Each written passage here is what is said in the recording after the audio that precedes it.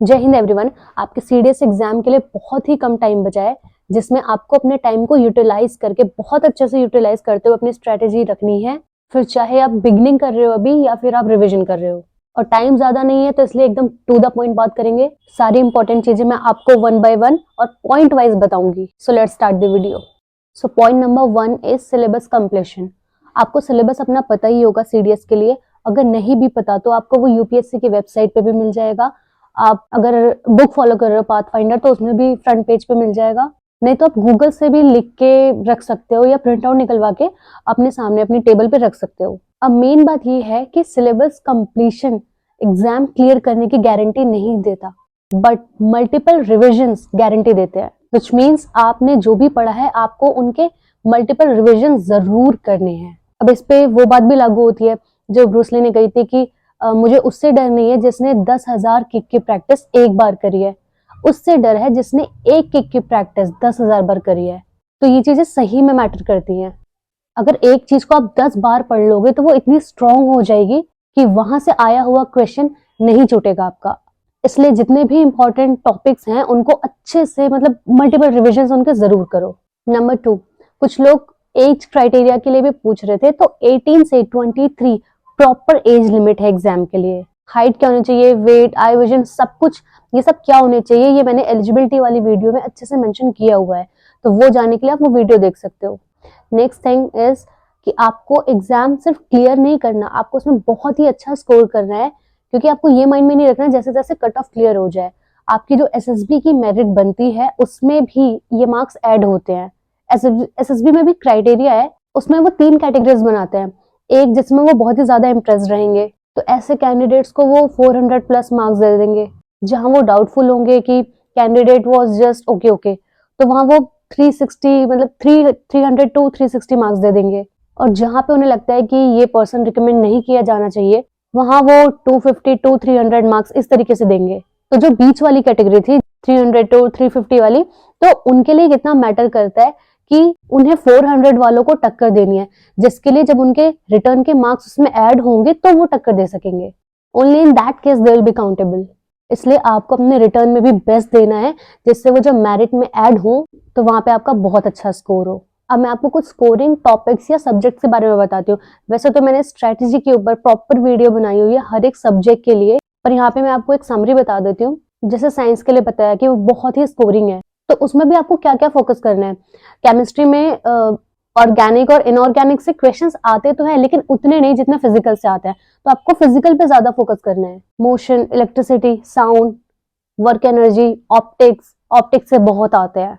Physics की ये topics important है। बायो में cells, tissues, hereditary and evolution, disease, vitamin, systems जिनमें रेस्पिरेटरी, सारे सिस्टम आ जाएंगे। इनसे हर साल क्वेश्चन आते हैं। मैंने भी जो 2 अटेम्प्ट दिए थे उनमें इनसे क्वेश्चन आए थे, दोनों बार आए थे। अब अगर बात करूं मैथ्स की, तो जो मैथ्स का पेपर देंगे या जो एलिजिबल है देने के लिए, क्योंकि गर्ल्स तो एलिजिबल ही नहीं है, ओटीए एग्जाम के लिए ही एलिजिबल है गर्ल्स, और उसमें मैथ्स का पेपर नहीं होता है। तो जो मैथ्स का देंगे उन्हें अच्छा खासा फोकस रखना है उस पर, क्योंकि मैक्सिमम मार्क्स हैं वो मैथ्स में ईच क्वेश्चन के लिए ज्यादा है। 1 मार्क का 1 क्वेश्चन है, बट जीके और इंग्लिश में 0.83।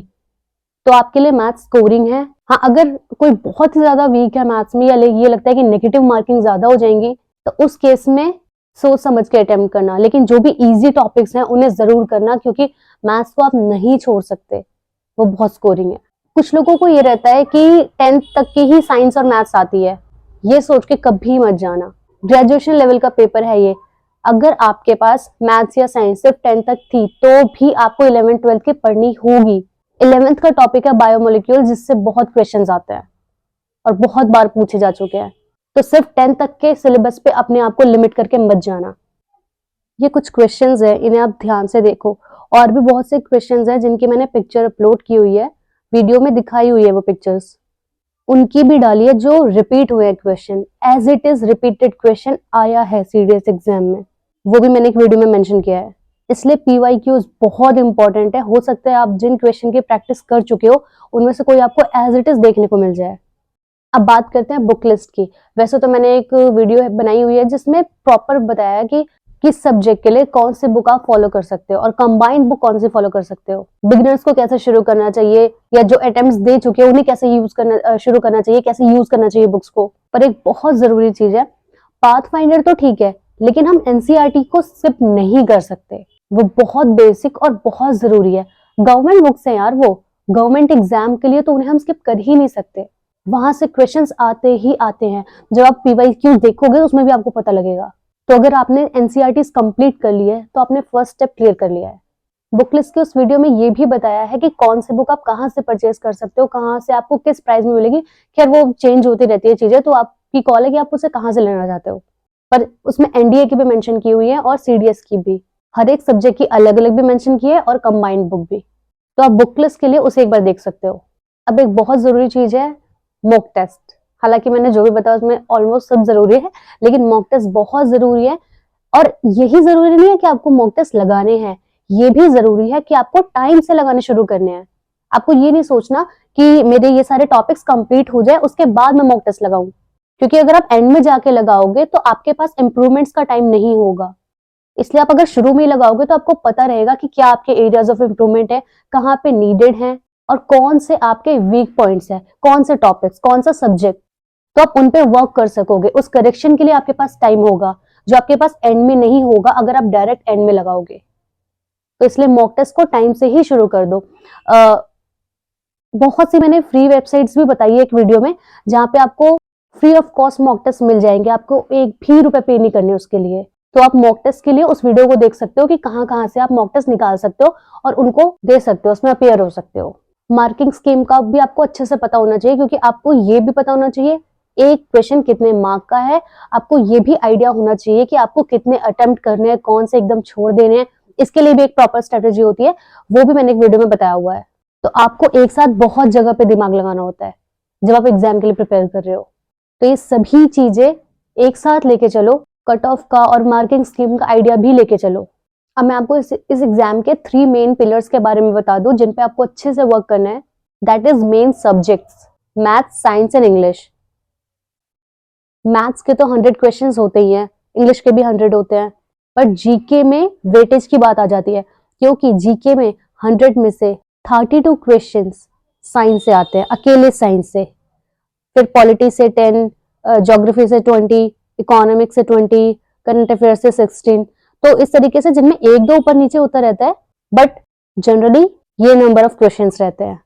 साइंस में भी अगर और ज्यादा क्लासिफाई करूं मैं तो फिजिक्स से 10 आ जाते हैं, केमिस्ट्री से 10, बायोलॉजी से 10, जीके में हिस्ट्री से 21, 22, ज्योग्राफी में 25, पॉलिटी में 10, इकोनॉमिक्स में 9, करंट अफेयर से 25। तो ये प्रीवियस एग्जाम जो रहा है उसके अकॉर्डिंग है, जिसमें ऊपर नीचे थोड़े बहुत होते रहते हैं, लेकिन बेसिक यही है। तो इसलिए आपको पता होना चाहिए कि आपको किस तरीके से किस पे कितना फोकस करना है।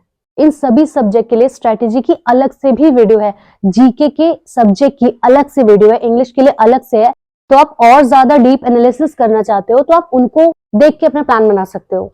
इनफैक्ट अगर कोई बिगिनर भी है तो आपको किस तरीके से अपना पूरे दिन का रूटीन रखना है, कैसे आपको फॉर्मेट रखना है अपनी पढ़ाई का, अपनी प्रिपरेशन का, वो सब एक्सप्लेन किया हुआ है, बिगिनर्स के लिए भी, रिपीटर्स के लिए भी, वर्किंग के लिए भी, नॉन वर्किंग के लिए भी, जिसमें ऑब्वियसली आपका आधा काम आसान हो जाएगा।